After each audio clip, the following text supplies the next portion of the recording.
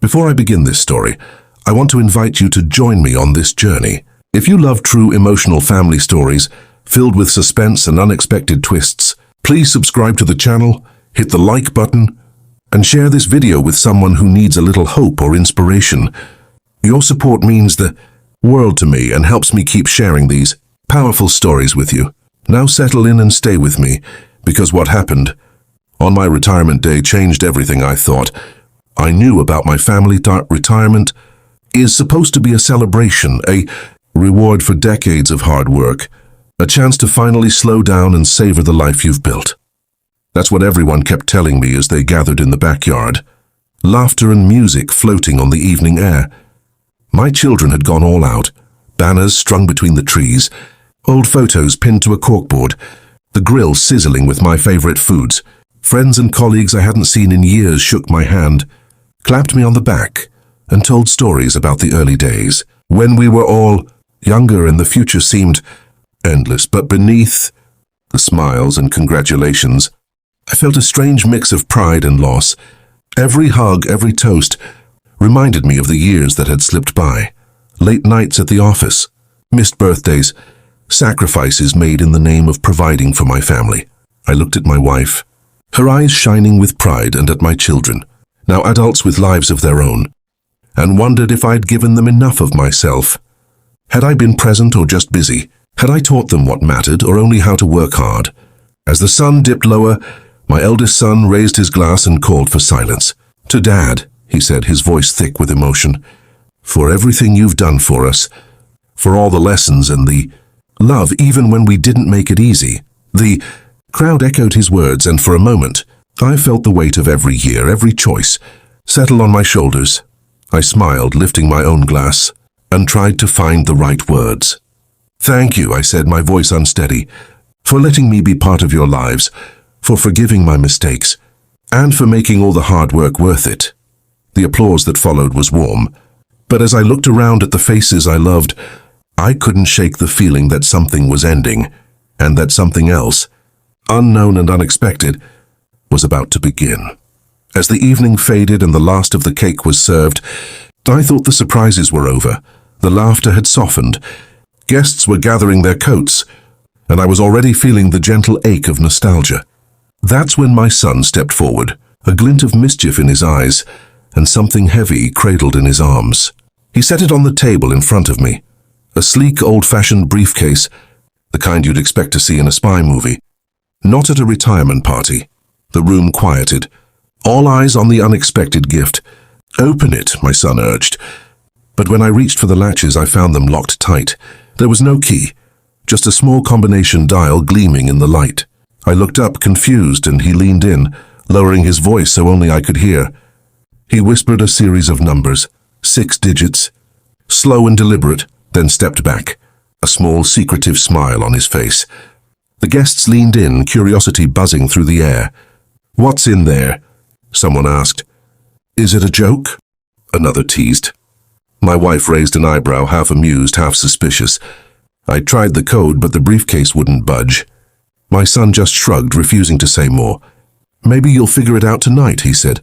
And with that, the mystery took on a life of its own. People began to speculate. Was it filled with old work papers, a stash of retirement cash, or some elaborate prank? My grandchildren guessed it was a treasure map. My brother joked about secret government files, and my daughter wondered if it was a time capsule from my youth. The briefcase became the center of attention, passed from hand to hand, weighed and shaken, but it gave up no clues. As the party wound down and the guests drifted home, I found myself staring at the locked case, the whispered code echoing in my mind. It was more than a gift. It was a puzzle, a challenge, and perhaps a message. I couldn't help but wonder what my son was trying to tell me, and why he'd chosen this moment, of all moments, to hand me a mystery I couldn't yet solve. As I sat with the briefcase in my lap, the party's laughter fading into the night, my mind wandered back through the years with my son. Ours had always been a relationship of contrasts, deep affection, tangled with stubborn pride, easy laughter shadowed by long silences. When he was young, he'd follow me everywhere, eager to help with chores or listen to my stories about the world. I remember teaching him to ride a bike, his small hands gripping the handlebars, his trust in me absolute. There were fishing trips, late-night talks, and the quiet comfort of simply being together. But as he grew older, the distance between us sometimes felt impossible to cross. We clashed over small things that grew into bigger ones. His choice of friends, my expectations, the way we both refused to back down in an argument. There were years when our conversations were little more than polite updates, each of us waiting for the other to make the first move toward reconciliation. My wife would gently nudge us together, reminding me that love isn't always easy, and that forgiveness is a gift you give as much as you receive. Still, there were moments when the old closeness returned, a shared joke, a look of understanding, the way he'd quietly help me fix something around the house. I always hoped those moments meant we were finding our way back to each other, even if neither of us said it out loud. Now, holding the mysterious briefcase, I wondered if it was more than just a clever gift. Was my son reaching out, trying to bridge the gap between us with a puzzle only I could solve? Or was he sending a message about trust, about the secrets we all carry, and the courage it takes to finally open up? The weight of the case felt heavier than its contents could possibly be, and I realized that sometimes the things left unsaid between family members are the ones that shape us most. As I prepared to face whatever was inside, I hoped this would be the moment we finally understood each other. Not just as father and son, but as two men trying to do their best. That night, after the house had gone quiet and the last of the party's warmth had faded, I sat alone at the kitchen table with the briefcase in front of me. The code my son had whispered replayed in my mind, each number carrying a strange weight. I hesitated, my fingers hovering over the dial, wondering if I was ready for whatever waited inside. Was this just a clever retirement prank? Or something deeper, a message, a confession, a bridge between the years we'd lost and the ones we still had left? Took a deep breath and turned the dial, the numbers clicking into place. For a moment, nothing happened. Then, with a soft snap, the latches released. My heart pounded as I lifted the lid, half expecting to find a stack of old work files or a collection of family jokes. Instead, I found a carefully arranged bundle of old letters, their paper yellowed with age, tied together with a faded ribbon. Beside them were black and white photographs, faces I recognized and some I didn't, moments frozen in time from long before I was born. At the bottom of the case was a single sealed envelope, heavier than it looked, my name written on the front in my son's careful handwriting. My hands trembled as I picked it up, the weight of the moment settling over me. This was no ordinary gift. This was a doorway into the past, an invitation to uncover stories that had been hidden, perhaps even from myself.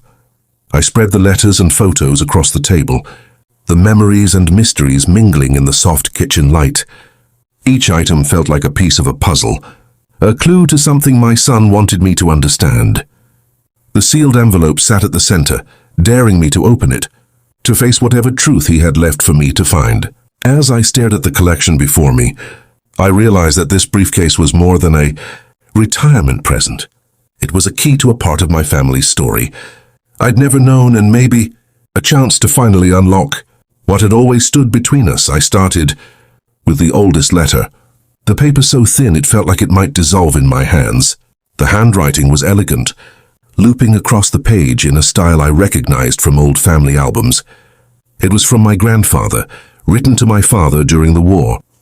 He spoke of hardship and hope, of the fear he carried for his family's future, and the promise he made to return home no matter what.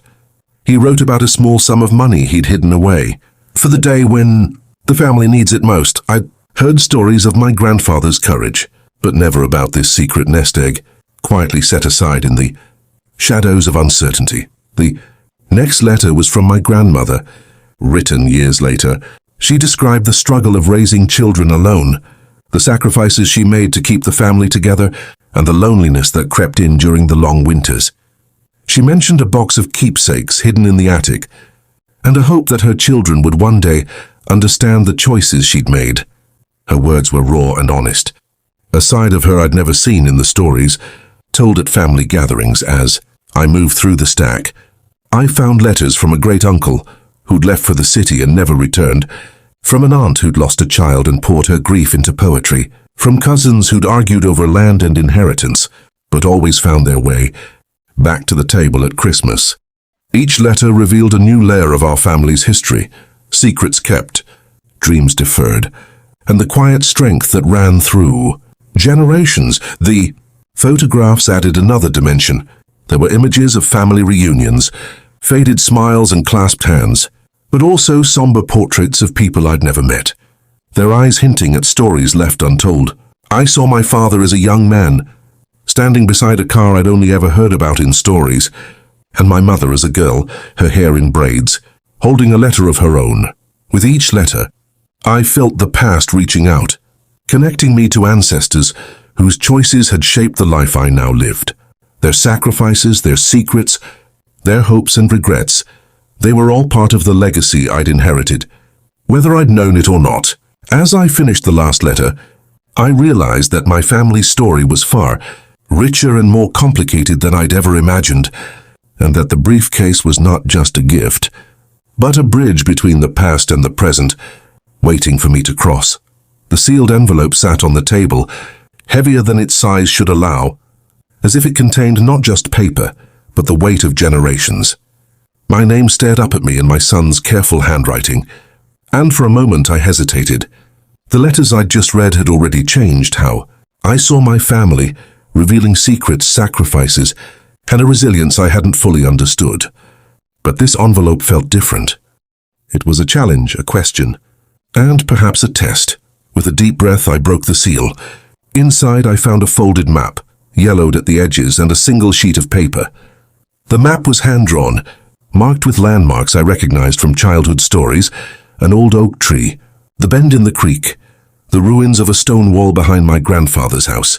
My heart pounded as I traced the route, memories flooding back of summer days spent exploring those very places, never knowing they might hold more than just echoes of laughter.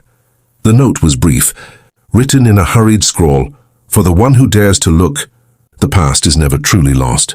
What was hidden, safekeeping, now waits to be found. The fortune is not just gold or land, but the truth that binds us all. Trust the map and trust yourself. I sat back, stunned. Was this real? Had my ancestors really hidden something all those years ago? Or was this just a family legend, passed down and embellished until it became myth? The idea of a hidden fortune was thrilling, but it also felt overwhelming. I was tired, content in many ways, and the thought of chasing after secrets seemed both exciting and exhausting. Yet, as I looked at the map and the note, I felt a pull I couldn't ignore. This wasn't just about money or property.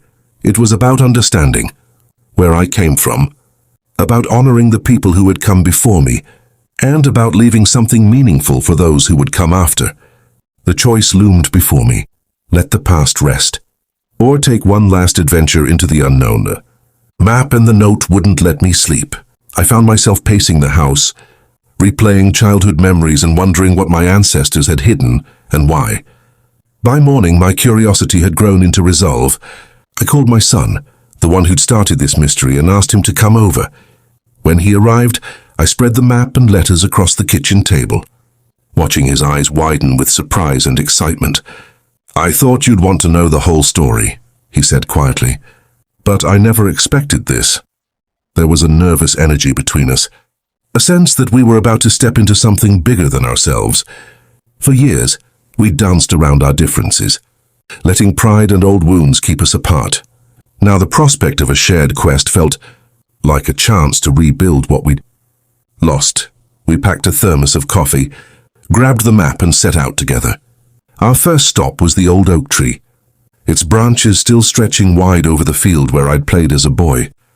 We searched the roots, finding a small tin box filled with faded photographs and a slip of paper with the next clue. Each location on the map brought a new discovery: a locket buried near the creek, a weathered journal hidden in the stone wall, a key taped to the underside of a bench at the family church. With every step, the journey became less about the fortune and more about the stories we uncovered. My son and I talked in ways we hadn't in years, sharing memories, regrets, and hopes for the future. There were moments of frustration, when a clue didn't make sense, or when old arguments threatened to resurface, but we kept going, driven by the sense that we were honoring something sacred. As the day wore on, I realized that the real treasure was the time spent together, the trust we were rebuilding, and the understanding that grew with every mile. The journey was testing us, yes, but it was also healing us. And as we reached the final spot on the map, I felt a sense of anticipation and gratitude, knowing that whatever we found, we'd already gained something far more valuable. The last clue led us to the edge of the old family property, a place I hadn't visited in decades. The sun was dipping low, casting a golden glow over the fields as my son and I walked side by side, the map clutched in my hand. We followed the directions to a crumbling stone well, half hidden by wildflowers and tall grass. My heart pounded with anticipation and a strange sense of reverence, as if every step was guided by the hands of those who came before us. We knelt beside the well, brushing away dirt and leaves, until we found a loose stone, just as the final clue had described. My son pried it free, revealing a small weathered box tucked into the hollow. For a moment, neither of us spoke. The air was thick with emotion, excitement, disbelief, and the weight of all the stories that had brought us here. With trembling hands, I opened the box. Inside, I found a bundle of old coins, a faded deed to a piece of land, and a stack of letters tied with a ribbon. There was also a small leather-bound journal, its pages filled with careful handwriting. My son and I sat together in the grass, reading the words of our ancestors, stories of hardship and hope, of forgiveness after bitter arguments, of love that endured through war, loss, and change.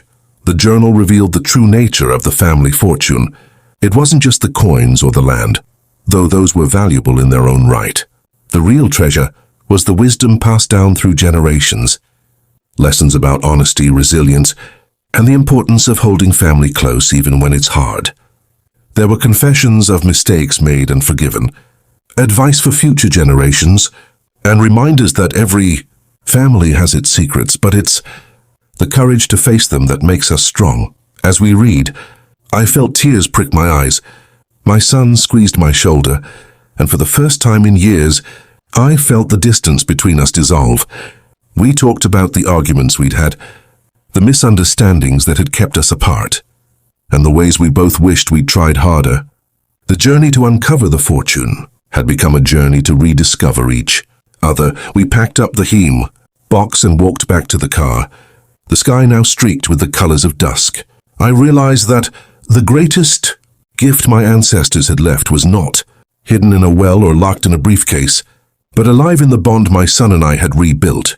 The fortune was ours to share, not just with each other, but with the family who would come after us.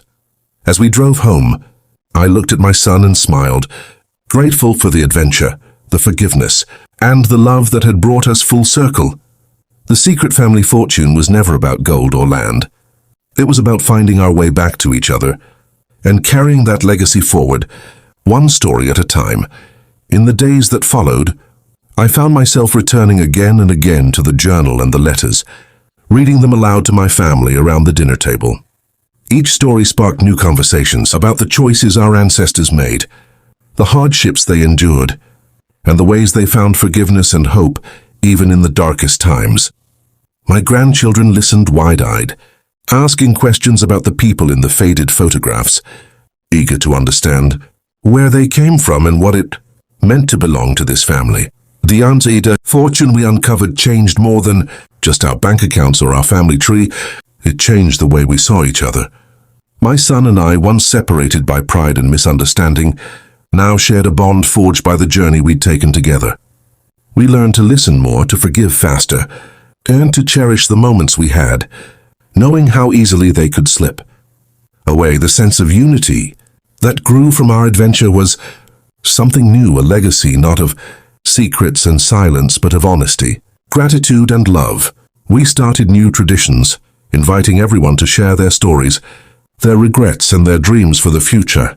The old wounds didn't disappear overnight, but they began to heal as we faced them together, guided by the wisdom of those who came before us. Looking back, I realized that the true fortune wasn't hidden in a box or buried in the ground. It was in the courage to seek the truth, the willingness to forgive, and the hope that every family, no matter how broken, can find its way back to each other. As I watched my family laugh and talk around the table, I felt a quiet pride in the new legacy we were building, one rooted in understanding, acceptance, and the promise to keep telling our story for generations to come. If this story touched you, remember that every family has its secrets, its struggles, and its second chances. Sometimes the greatest treasures are not what we inherit, but what we discover together: truth, forgiveness, and love. Don't be afraid to face the past or to start a new chapter with those you care about. And if you believe in the power of family stories, please subscribe, like, and share this video. Your support helps keep these stories alive and reminds us all that hope and healing are always possible, no matter where your journey begins.